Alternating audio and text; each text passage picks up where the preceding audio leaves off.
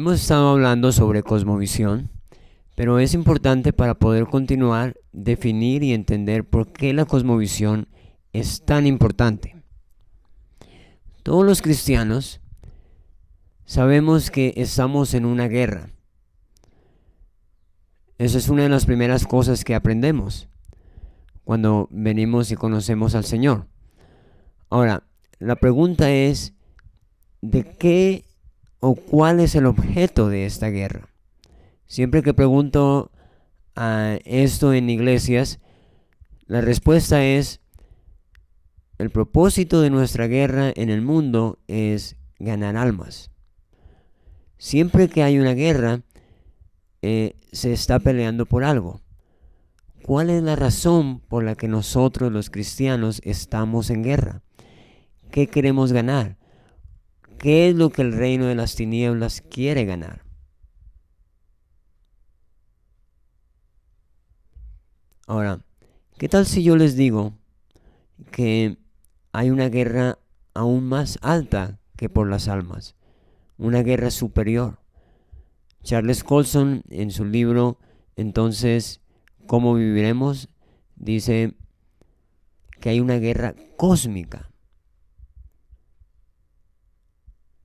Y el objeto de esa guerra es ganar tu forma de pensar. ¿Por qué será que la forma de pensar es algo tan importante? ¿Qué es lo que determina nuestra forma de pensar?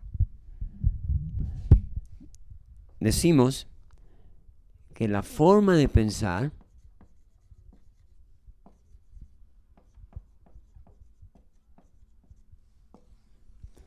nuestra forma de pensar determina nuestra forma de actuar.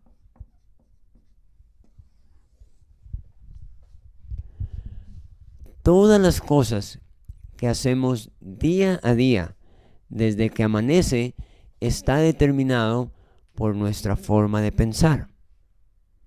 Ahora, nuestra forma de pensar no solamente determina cómo actúo yo como individuo, sino que nuestra forma de pensar determina cómo actúan las naciones. Ahora, para mostrar la importancia de cómo mi forma de pensar determina mi forma de actuar de una manera individual, permítame le cuento unas historias. Cuando yo era niño, crecí en una finca y teníamos trabajadores en la finca.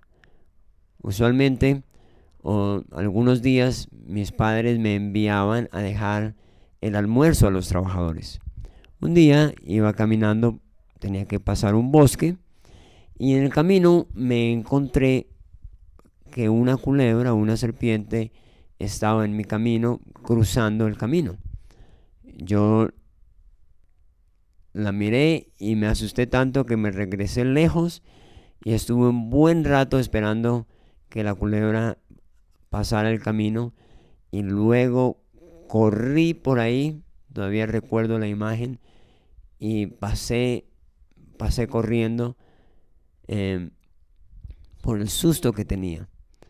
Años más adelante estaba en Estados Unidos caminando y en una montaña. Yo iba caminando con mi papá y mi papá es norteamericano, es ateo. Él cree en la evolución. Y entonces, cuando íbamos caminando, encontramos que las personas que iban adelante habían acabado de matar una culebra cascabel. Y yo dije, uy, qué bueno, menos mal la mataron. Y mi papá se enojó por mi comentario y dijo, ¿cómo se te ocurre? Los animales hay que protegerlos. Si tú no les molestas, ellos no hacen nada. Y bueno, en otra oportunidad, esta es otra historia, un amigo me contó que en un pueblo de Colombia había encontrado o había visto un culebrero. Estos personajes que venden diferentes cosas en los parques de los pueblos, ya no se los encuentra tan frecuentemente hoy en día, pero estos hombres normalmente venden productos que dice que son sacados de las culebras. Y entonces el culebrero tenía a su hijo en la parte de atrás, y su hijo tenía una caja donde había una culebra. El niño metía la mano, jugaba con la culebra se le enroscaba en las manos, en los brazos, y ahí estaba el culebrero.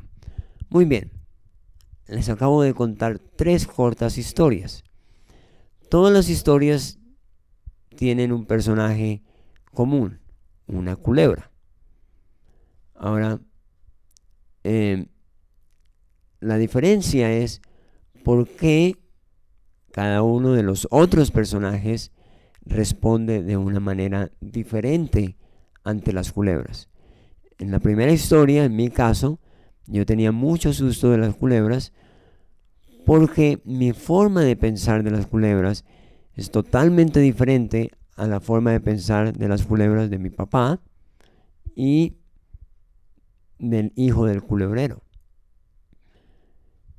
Yo crecí en una finca y escuchaba siempre a los campesinos contar historias de cómo los mordió una culebra, cómo personas perdieron extremidades, murieron. Recuerdo siempre que hablaban de una culebra que se llamaba 24. Esa culebra, si las personas no encontraban remedio antes de 24 horas, estas personas morían. Entonces, imagínense mi forma de pensar en cuanto a las culebras. No solamente eso, sino que mi mamá viajó con mi abuela a una zona selvática a alfabetizar indígenas. Y en uno de estos viajes, mi mamá de 8 años fue mordida por una culebra. Ellos caminaron 2 días hasta llegar al primer pueblito muy pequeño, y en ese pueblo encontraron un suero antiofídico, el último suero que estaba. Siempre yo pienso, ¿qué tal si no hubieran encontrado ese remedio? Seguramente yo no existiría, porque mi mamá hubiera muerto. Entonces, todas estas cosas fueron haciendo o creando una forma de pensar. Y además de eso, a mí siempre me escucharon o me enseñaron que una serpiente, una culebra, engañó a Adán y Eva. Entonces, imaginen mi forma de pensar en cuanto a las culebras. Ahora, la segunda historia, mi papá. Mi papá creció en Estados Unidos, donde le enseñaron evolución. Y él, ¿qué diferencia tiene entre los hombres y los animales en términos de valor? Pues para él los animales y los hombres somos casi iguales, solamente que somos un poco más evolucionados. Así que él siempre ha trabajado en programas de conservación. Todos sus empleos han estado relacionados en este sentido. Para él, los animales y nosotros no hay mucha diferencia, y por eso los cuida y los protege tanto. Ahora, el hijo del culebrero. ¿Qué pensará el hijo del culebrero cuando ve una culebra? Tal vez él se crió con su papá, que tenía culebras en la casa, y gracias a las culebras su papá tenía un empleo, podía vender cosas que le producían dinero, y ese dinero le servía al niño para comprar o para ir al colegio, para comprar sus útiles, para comprar su ropa. Gracias a las culebras, su papá podía comprarle tal vez dulces para que su hijo comiera. Entonces, si vemos, el hijo del culebrero tiene una forma de pensar muy distinta, Y eso, estos tres personajes, mi papá, el hijo del culebrero y yo, actuamos de una forma diferente. ¿Por qué? Porque cada uno de nosotros tiene una forma de pensar diferente. Ahora, por eso es que Satanás está tan interesado en nuestra forma de pensar. ¿Qué fue lo primero que hizo Satanás en la creación? Engañar. Porque él sabía que si engañaba, si distorsionaba nuestra forma de pensar, iba a transformar, o mejor dicho, iba a dañar nuestra propia vida. Es fácil dañar la vida de una persona si mientes sobre la identidad de esa persona. Es fácil dañar el propósito de vida de una persona si mientes o engañas a esa persona sobre su propósito. Todos conocemos la historia del patito feo. Él tenía un concepto equivocado de su identidad, de quién era. Por eso vivía totalmente diferente a lo que debería haber vivido. Entonces, en un nivel individual, nuestra forma de pensar afecta nuestra forma de actuar. Cada día, cuando nos levantamos y vamos a escoger nuestra ropa, pensamos o tomamos una elección de qué vamos a vestirnos, qué ropa vamos a usar, de acuerdo a nuestra cosmovisión o de acuerdo a nuestra forma de pensar. Muy bien. Entonces, nuestra forma de pensar determina cómo nosotros actuamos. Ahora, como había dicho, la forma de pensar no solamente determina la forma de actuar de las personas a nivel individual, sino que la forma de pensar también afecta la forma de actuar de las naciones. En otras palabras, las naciones tienen su propia forma de pensar. No es lo mismo un colombiano a un norteamericano. No piensa de la misma manera un colombiano a un europeo o a un japonés o a un chino. Porque cada una de esas naciones tiene una idiosincrasia, tiene una cultura, tiene una forma de pensar propia. Y eso determina cómo esta nación actúa. Loren Cunningham, en el libro que transforma naciones, dice que la forma de pensar de las naciones determina por qué naciones son ricas y qué naciones son pobres. Ustedes sabían que hay naciones que son ricas siendo pobres y que hay naciones pobres siendo muy ricas. Estoy hablando de naciones pobres en recursos naturales, pero que de alguna manera han llegado a ser muy ricas.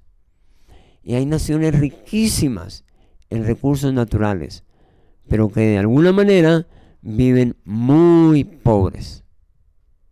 Ese es el caso de la mayoría de las naciones africanas. Nosotros sabemos que algunas de estas naciones tienen mucho petróleo, tienen diamantes, tienen recursos naturales increíbles. El centro de África puede producir muchísimo alimento, pero viven con hambre. Ahora, ¿cómo es que hay naciones pobres en recursos naturales, pero que son ricas? Uno de esos casos es Suiza. Es un buen ejemplo para hablar de esto, porque Suiza es un país pequeño, con más o menos 7 millones de habitantes, muy poca gente. La mayoría del tiempo están en invierno. No pueden cultivar sino 5 o 6 meses al año. No tienen ningún recurso natural como lo tienen otras naciones. El recurso natural más abundante de Suiza, ¿saben cuál es? El agua, porque tienen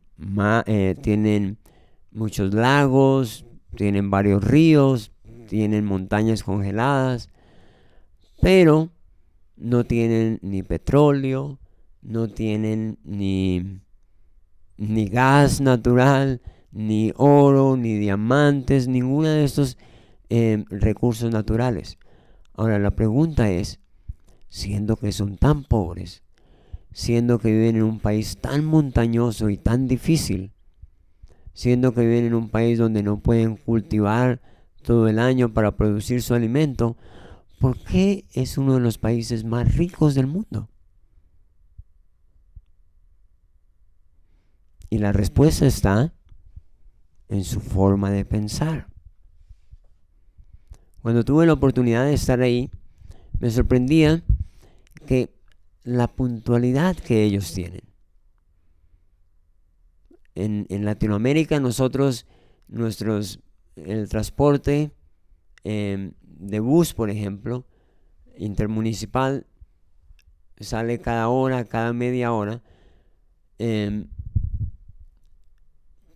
Pero a pesar de que los horarios están de esa manera, cuando uno toma el bus, normalmente salen 10, 15 minutos después.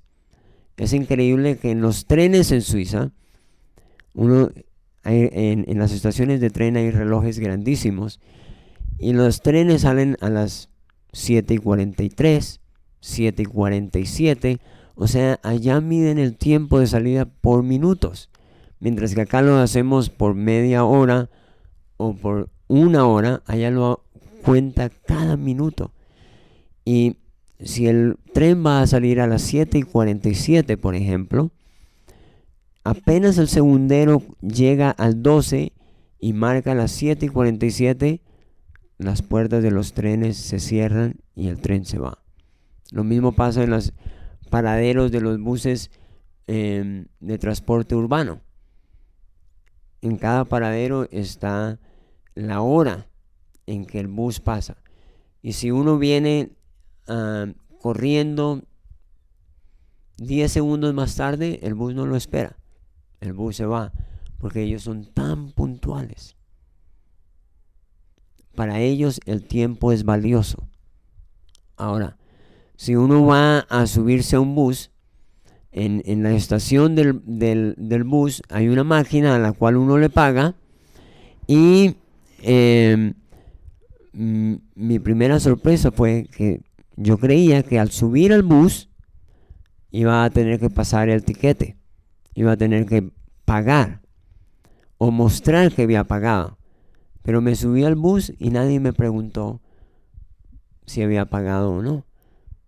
Siempre hago este comentario y le pregunto a los conductores de los buses urbanos, y les digo, ¿qué pasaría si en Colombia no se cobrara el bus? Y ellos se ríen, dice, quebraríamos, porque nadie lo pagaría. ¿Por qué en Suiza los hombres tienen que pagar servicio militar por 10 años? Pero ellos solamente van 3 meses a instrucción militar al comienzo y luego cada año tienen que ir 2 semanas. El resto del tiempo tienen su arma, su fusil en su casa. Pero nunca escuchamos en Suiza que se ha usado esas armas para hacer un asalto, para matar, para hacer cualquier daño a la sociedad.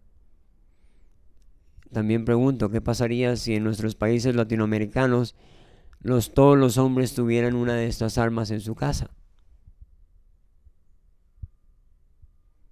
Seguramente tendríamos muchos problemas en nuestras ciudades. Pero ¿por qué en Suiza, siendo que es un país que no tiene cacao para producir o para para hacer chocolate, ellos producen el mejor chocolate del mundo. La respuesta está en su forma de pensar. Suiza y Ginebra fueron uno de los centros de la Reforma cristiana hace 500 años. Y los reformadores enseñaron un concepto muy importante. Se llama Coram Deo. Dios está presente.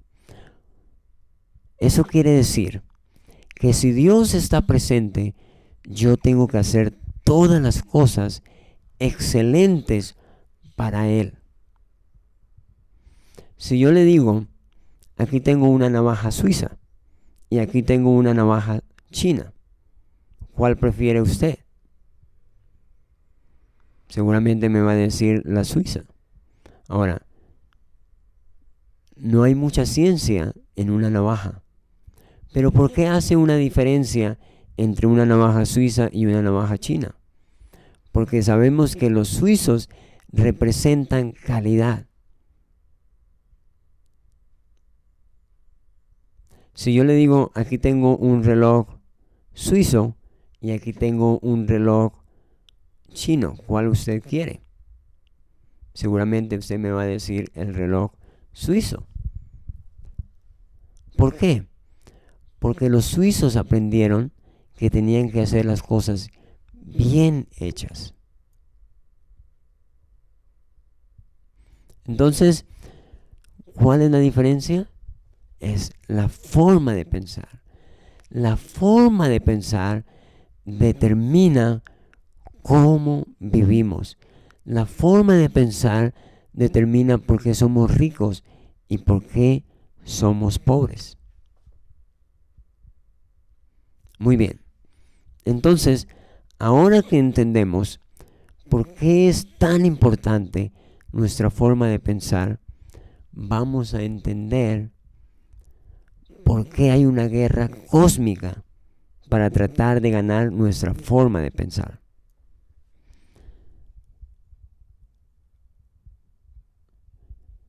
La Biblia nos dice que el enemigo vino a matar, robar y destruir. ¿Y cómo lo hace? ¿Alguna vez usted ha visto a Satanás con una arma robándonos? Pues no.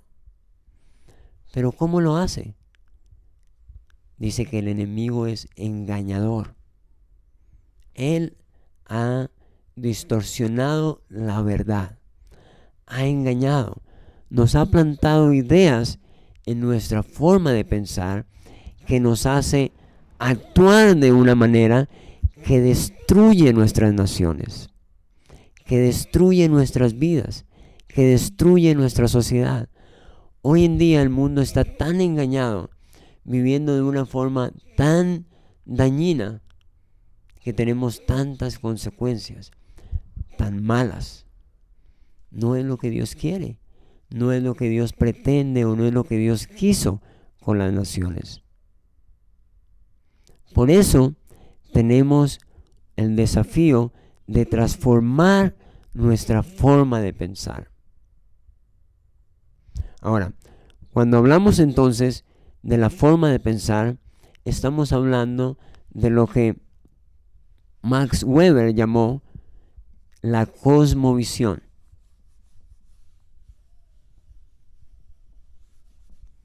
Cosmovisión. Entonces, de una manera fácil, la cosmovisión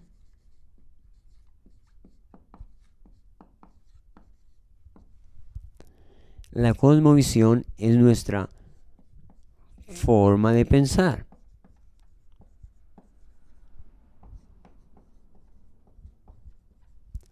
Nuestra forma de pensar de todas las cosas en la vida.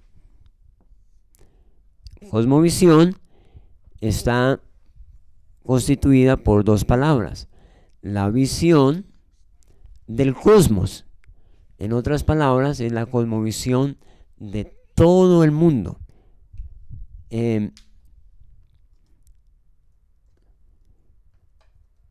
Charles Colson dice: la cosmovisión es la suma total de nuestras creencias sobre el mundo, el cuadro general que dirige nuestras acciones y decisiones diarias. Muy bien. Entonces, la cosmovisión es la suma de todas nuestras creencias, es la suma, Darrow Miller dice, es el conjunto de suposiciones que sostienen nuestra forma consciente o inconsciente. ¿Qué es una suposición? Es lo que nosotros tomamos como cierto o suponemos como cierto. Déjenme contar una anécdota o un chiste. Iba un hombre con su carro en una carretera y iba acercándose a una curva, cuando de pronto en esta curva repentinamente aparece un hombre que venía por su mismo carril y rápidamente torció para un lado y pasó muy cerca de estrellarse con este hombre. Entonces, al pasar, este hombre le dice: ¡cerdo! Y el hombre que venía manejando se enojó. Dice: ¿me llama cerdo después de que casi me estrella? Y rápidamente reaccionó y le dice: ¡vaca! Y apenas regresó a mirar al frente para decirle vaca, ¡pum!, se estrelló con un cerdo. Entonces, esto nos muestra cómo nuestra suposición nos hace reaccionar o nos hace actuar. Ahora, la pregunta es: ¿qué tantas cosas nosotros suponemos o tenemos en nuestra cosmovisión que tal vez no son correctas de la vida, que tal vez no están alineados conforme a la verdad? Esa es la razón, y en este contexto podemos entender Romanos 12:2, cuando el apóstol Pablo dice: no os conforméis a este siglo, sino sed renovados mediante la transformación, sino ser transformados mediante la renovación de vuestro entendimiento, para que de esa forma podáis comprobar la buena voluntad agradable y perfecta de Dios. Si uno ve, en la mayoría de las iglesias encontramos buenos hermanos que han entregado su vida a Dios y que entendemos son salvos. Su vida es salva, su alma es salva, su espíritu es salvo, pero su mente no ha sido renovada de acuerdo a la verdad, porque eso toma tiempo de leer la Biblia, escudriñar las escrituras día a día, para que nuestra vida, nuestra mente pueda adquirir la verdad de Dios. Muy bien. Entonces, la forma de pensar, la cosmovisión es muy importante, porque Darrow Miller dice en Discipulando Naciones: entre más mentiras tengamos en nuestra cosmovisión, mayor fruto dañino tendremos en la sociedad o en nuestra vida. Ahora, estamos hablando de gobierno. ¿Cuántas mentiras sobre gobierno tenemos en nuestra cosmovisión?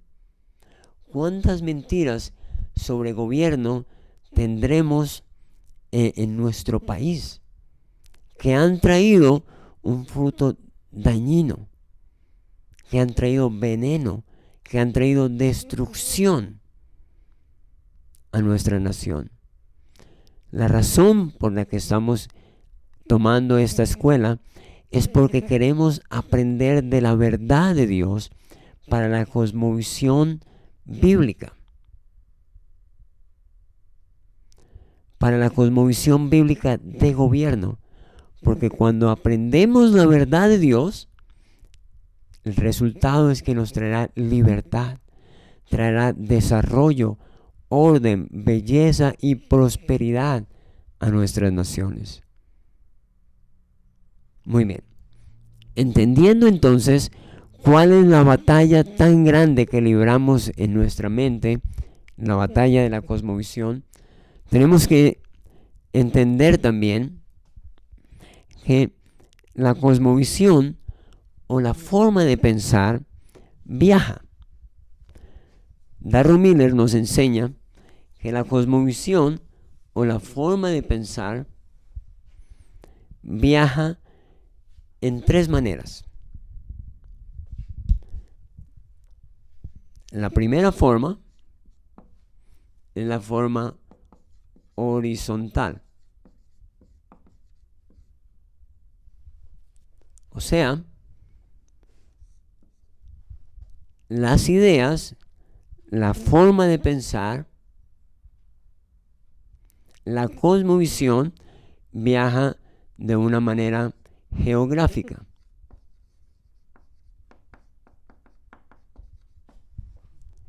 En otras palabras, viaja de un lado a otro. Hoy en día tenemos los medios de comunicación. Alguien hace una película con ideas revolucionarias tal vez o ideas libertinas en Hollywood y esa película viaja a China y empieza a formar la cosmovisión de los chinos de acuerdo a esa película. Entonces esa idea viajó de un lado a otro.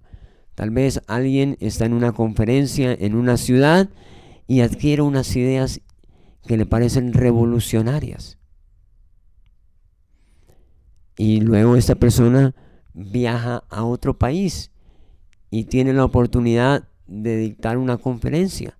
Entonces, estas ideas que las tomó en esta ciudad, las enseña a otro lugar y ahí vemos cómo esas ideas viajan de un lado para otro.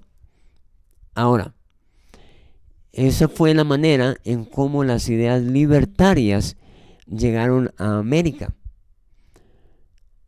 Antes de Simón Bolívar, antes de los libertadores, la gente estaba conforme porque no sabía que había otra forma de gobierno. La gente ni siquiera quería libertad porque no sabían de ese concepto. Una de las muestras es que la primera vez que Simón Bolívar intentó una batalla la primera vez que Simón Bolívar intentó liberar a Colombia y Venezuela, le pidió ayuda a Miranda. Y Miranda le dijo, no es el momento porque la gente no está preparada. Y muestra de eso fue que Bolívar ganó esa batalla, pero uno de su propia gente lo traicionó. Fueron derrotados y él tuvo que ir a Haití como refugiado. ¿Por qué? Porque la gente no estaba preparada, no entendía la libertad, no entendía un nuevo modelo, concepto de gobierno.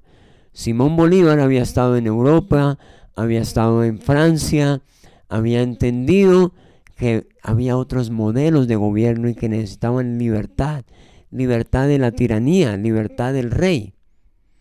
Pero esas ideas tuvo que pasar tiempo, viajar desde Europa hasta Colombia. La reconocida historiadora Diana Uribe dice que las ideas de Europa viajaron por barco y luego a lomo de mula viajaron por América hasta esparcirse por diferentes lugares. Y eso pasó cuando vinieron diferentes expediciones.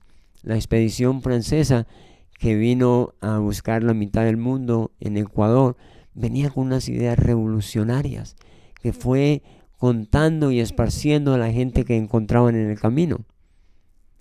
La expedición botánica y muchas otras personas que vinieron de Europa a contar, traían estas ideas y hacían que las ideas viajaran de una manera geográfica. Muy bien.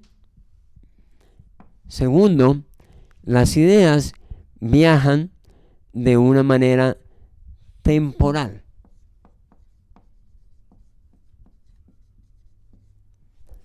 En otras palabras, de generación en generación.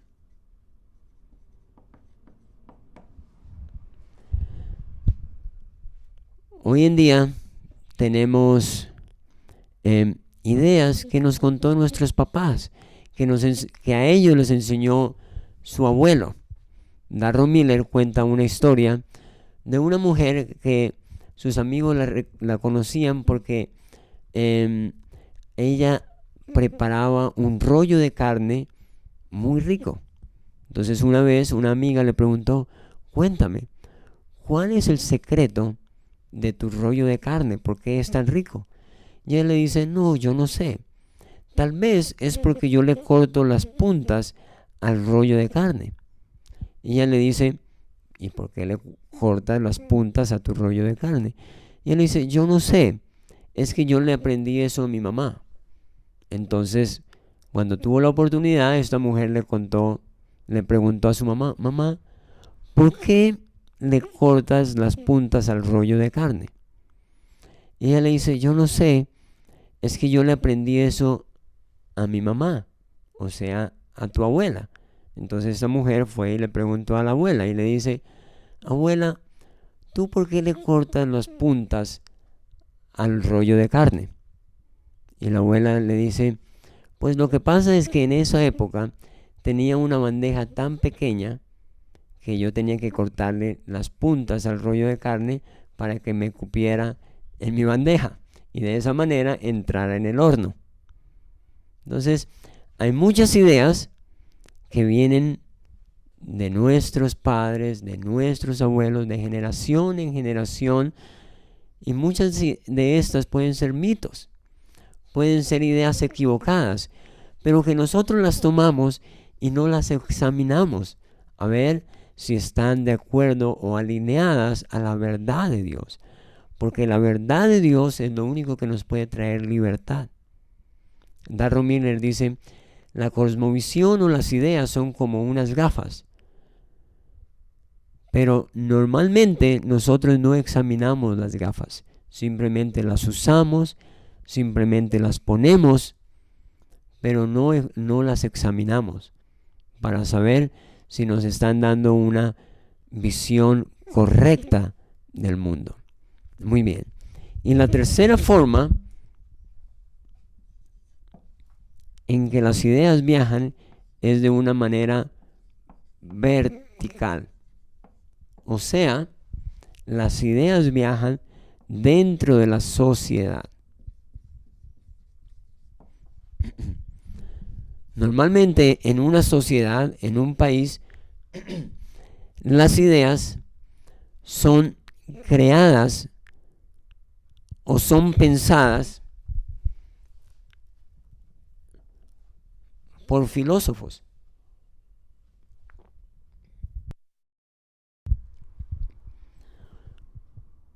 Son pensadas por personas que les gusta meditar. Muchas veces son profesores o los que llamamos filósofos en la sociedad. Muy bien, un ejemplo de esto es un hombre que vivía en Camboya y él tuvo la oportunidad de ir a estudiar en Suiza, en Francia, y en su universidad había un profesor al cual a él le encantaba escuchar. Siempre se sentaba con él en la cafetería a tomar algo y escuchar sus ideas. Las ideas de este profesor eran que la sociedad debería, o un país debería organizarse alrededor de la agricultura, para que de esa manera este país pudiera prosperar económicamente. Y para este joven, estas ideas eran revolucionarias. Así que cuando él regresó a su nación y llegó a ser presidente de su nación, él tomó una decisión de organizar su país todo alrededor de la agricultura. Y para eso cogió a todas las personas que usaban gafas y las mató. Porque eso representaba, o él creía que las personas que usaban gafas eran las personas estudiosas. Y él no quería estudiosos, no quería profesionales, sino que quería campesinos y agricultores. Tomó toda la población de la ciudad y los mandó al campo. En un año había matado más de 2 millones de personas y había transformado su nación. Este hombre se llamaba Pol Pot.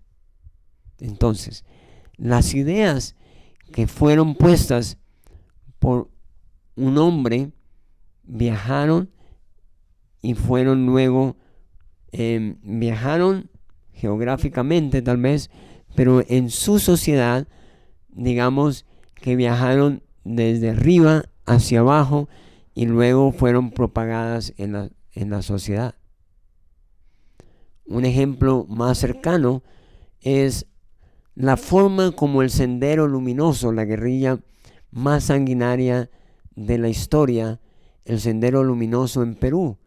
Un profesor universitario llamado Abimael Guzmán enseñaba a sus estudiantes que había que hacer una revolución, que había que tomar las armas para transformar la nación. Y así lo hicieron. Entonces, normalmente, la manera como viajan las ideas de una manera vertical en la sociedad es que pensadores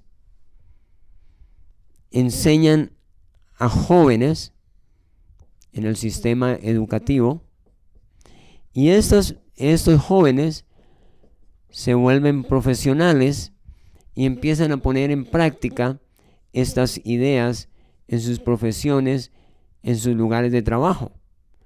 Y estas ideas son tomadas por los artistas que luego los ponen en la televisión, los ponen en la música, los ponen en las películas, en el arte, en la literatura. Y de esa manera las ideas llegan al común de la gente. Entonces las ideas viajan de una manera vertical. Esto es lo que nos enseña Darrow Miller. Así que la iglesia ha hecho un buen trabajo para esparcir las ideas geográficamente. Los misioneros han llevado estas ideas a otros lugares. La Biblia ha hecho un buen trabajo de mantener las ideas del Señor a través de generaciones. Pero algo en lo que nos ha hecho falta es tomar las ideas bíblicas, la verdad, y esparcirla en la sociedad. Hoy en día, la verdad solamente está encerrada en la iglesia, pero la verdad no ha estado permeando el resto de profesiones, el gobierno, la educación, las artes, las comunicaciones. ¿Por qué?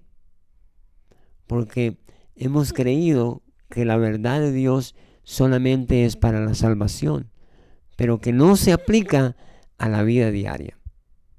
Necesitamos cambiar nuestra forma de pensar, poner las ideas correctas y aplicarlas en cada esfera de la sociedad para que de esa manera esta cosmovisión haga un cambio en la forma de pensar y de esa manera cambie nuestra nación. La razón por la que estamos aquí es porque queremos aprender las ideas de la verdad de Dios para el gobierno. Y de esa manera tener mejores gobernantes, mejores ciudadanos. Se cuenta la historia de un barco que iba a medianoche en alta mar. Y de pronto un marino se acerca en medio de la noche a su capitán y le dice: capitán, recibimos una transmisión, un mensaje por radio. Nos dice que debemos girar 15 grados a babor porque vamos a estrellar. El capitán le dice: no, mande el siguiente mensaje. Ustedes giren, nosotros no vamos a cambiar nuestro rumbo. El marino se va y al rato regresa y le dice: capitán, por el radio ellos insisten en que nosotros debemos cambiar nuestro rumbo. El capitán estaba un poco enojado, malhumorado, y le dice: dele el siguiente mensaje. Les ordeno, dice, les habla el capitán de un barco destructor de la Armada de los Estados Unidos. Les ordeno que ustedes cambien su rumbo. El marinero se va y al rato regresa y dice: capitán, recibimos el siguiente mensaje. Habla un marino de segundo grado que cuida un faro en la bahía. Si ustedes no cambian su rumbo, van a estrellar contra las rocas. La Biblia nos dice que cada quien tomó su camino y al final era un camino de perdición.